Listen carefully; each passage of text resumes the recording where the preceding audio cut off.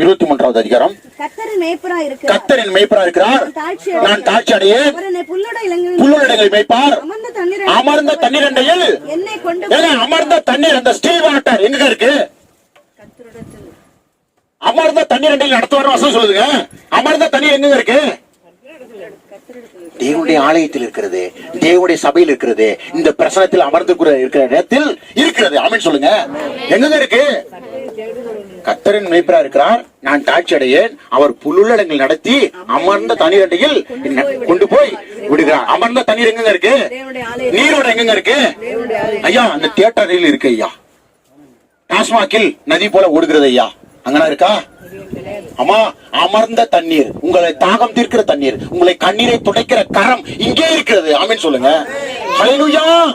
இந்த தேவனுடைய பிரசனத்துக்குள் வந்து அமரும் பொழுது பிரச்சனைகள் அகன்று போகும், உங்கள் கண்ணீர்கள் துடைக்கப்படும், உங்கள் கவலைகள் மாறும்.